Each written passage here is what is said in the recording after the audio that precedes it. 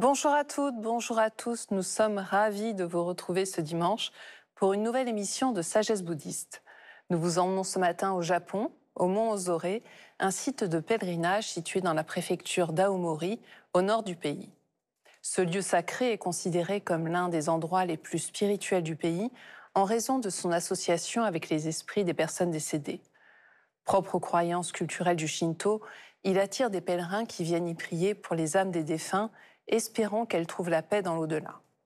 Le mont Ozore est réputé pour ses paysages mystiques et sa forte dimension spirituelle, ce qui en fait un lieu de méditation et de contemplation profonde que je vous laisse découvrir.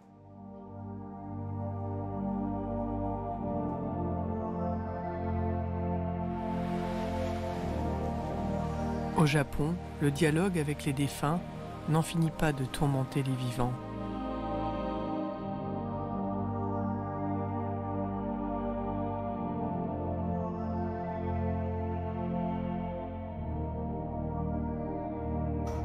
C'est ici, à l'extrême nord de l'île d'Honshu, que se trouve le mont Ozore. Lieu hautement symbolique, ce site bouillonnant marque pour les Japonais l'entrée de la porte des enfers, là où la frontière entre la vie et la mort s'estompe. Le paysage volcanique désolé reflète la vision bouddhiste du monde de l'au-delà. Dans cette tradition, les âmes décédées doivent traverser la rivière Sanzo 7 jours après leur mort, l'équivalent du Styx pour les Occidentaux.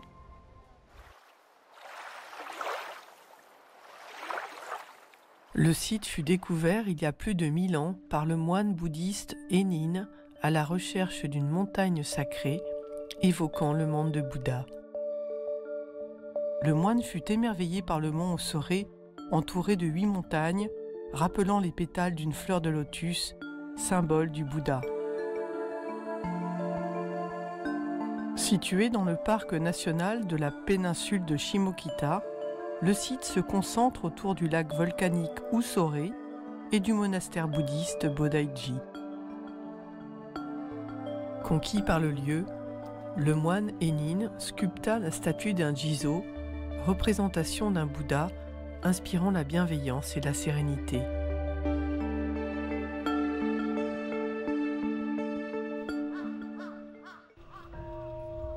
Fondé en 862, le monastère Bodaiji, de tradition Zen Soto, est un des 3 lieux spirituels les plus importants du Japon.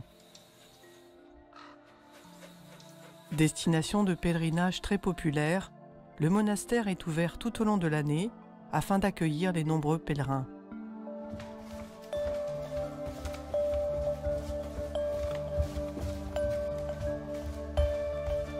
Pour Minami Jikisai, le moine en charge du monastère, le culte du mont Ozore lié aux âmes des défunts est encore bien vivant.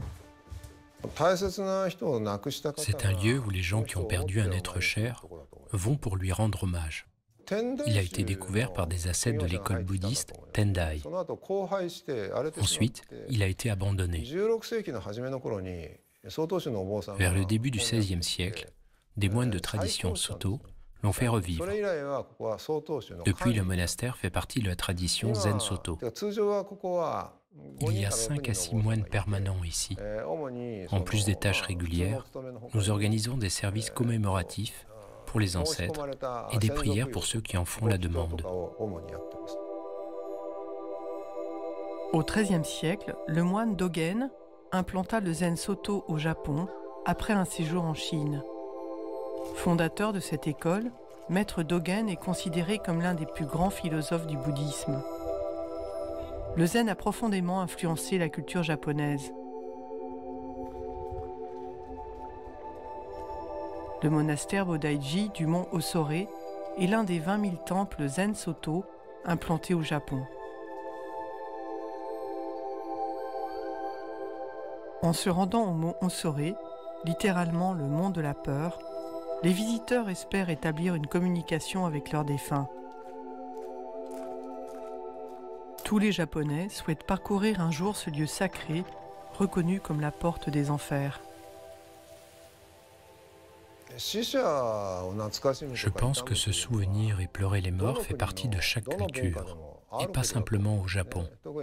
Mais pour les habitants de cette région, il existe une légende selon laquelle les défunts se rassemblent ici. C'est une croyance qui s'est répandue, et cela doit probablement être vrai.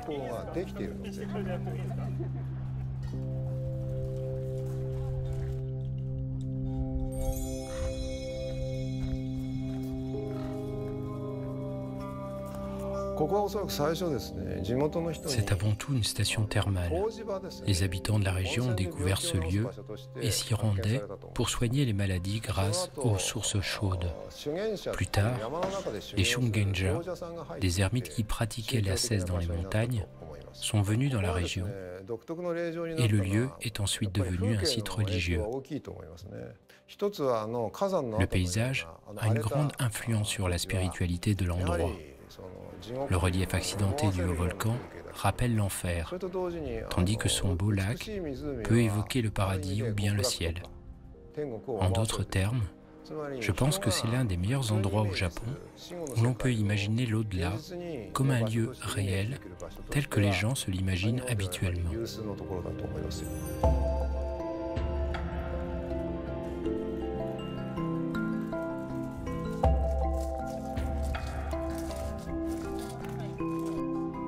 Être spirituel et intercesseur entre les mondes, les statues de Jizo jalonnent le mont Sorei.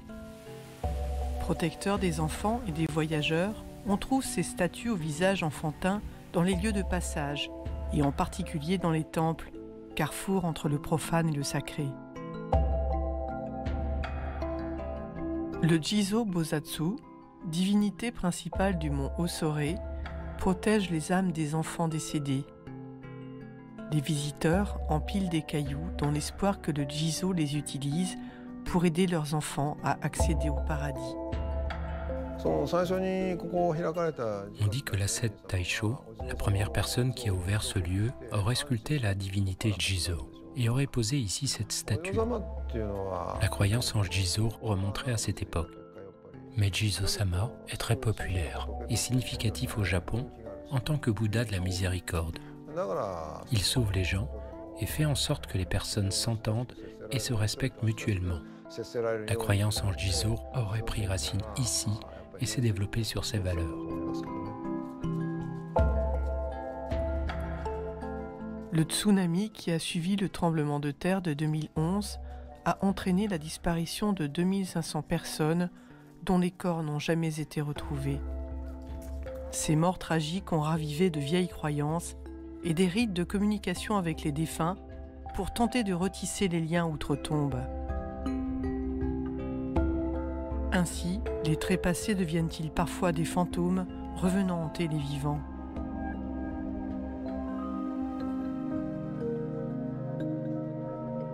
En quête de la voie des morts, les visiteurs se rendent au mont Osorei pour prier et se connecter avec leurs ancêtres.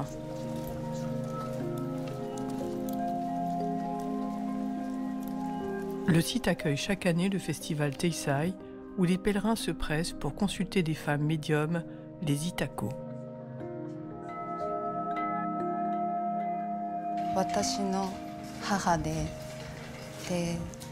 Je n'ai pas pu être avec ma mère lorsqu'elle est décédée. Alors je lui ai demandé de l'appeler parce que je voulais savoir si elle se sentait seule.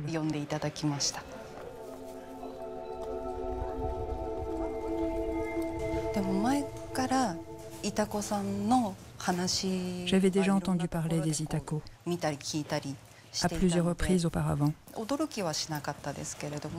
Donc je n'ai pas été surprise.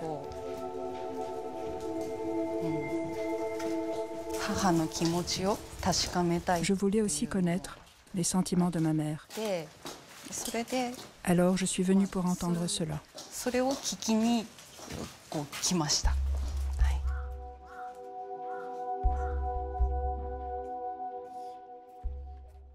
Pour les visiteurs du mont Osorei et du monastère Bodaiji, la consultation d'une chamane Itako fait partie du pèlerinage. Je connais l'existence des Itako depuis longtemps. La première fois, c'était lorsqu'un de mes proches est décédé des suites d'une maladie. Je me trouvais justement près du mont Ozore et je pensais juste m'y recueillir. Mais une Itako était présente et c'était la première fois que nous avons parlé. J'ai pu avoir une conversation avec quelqu'un qui était décédé, alors j'ai trouvé ça incroyable.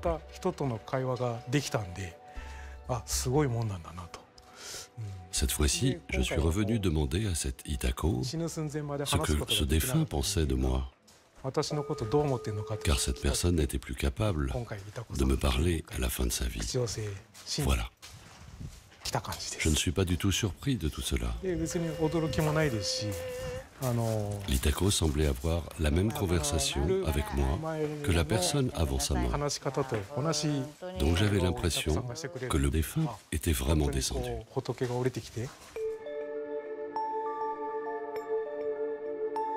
Ainsi, la présence de médiums capables de convoquer les âmes des morts donne-t-elle au lieu une dimension spirituelle depuis sa fondation. Le cratère du volcan Osore-san serait, dit-on, la demeure des âmes des défunts, et les nombreux visiteurs viennent y prier leurs morts.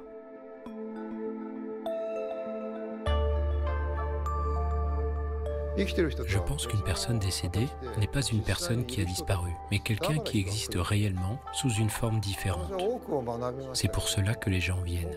J'ai beaucoup appris sur cet endroit, sans pour autant ressentir d'énergie particulière, mais plutôt une sorte de grand trou.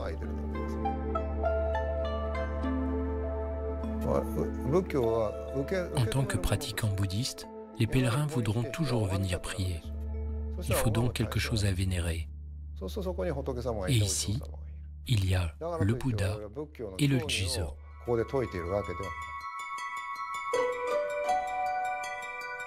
La tradition bouddhiste offre une relation claire avec l'au-delà.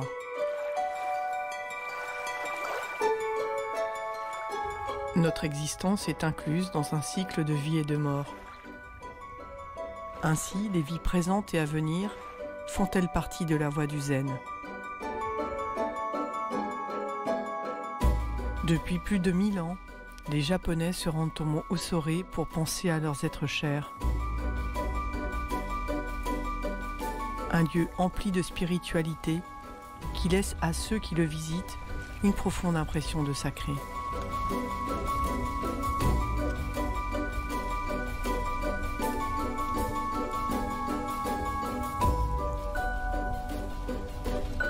Nous voici de retour sur le plateau de Sagesse bouddhiste. Je vous reprécise que ces croyances culturelles ne font pas partie des pratiques diffusées dans les centres zen européens. Pour poursuivre ce voyage très particulier, voici quelques lectures que nous vous proposons, avec tout d'abord 2 livres publiés aux éditions Le Prunier Sully, Haïku du seuil de la mort de Pierre Reboul. Le poème avant la mort est une tradition littéraire présente dans différentes cultures extrême-orientales.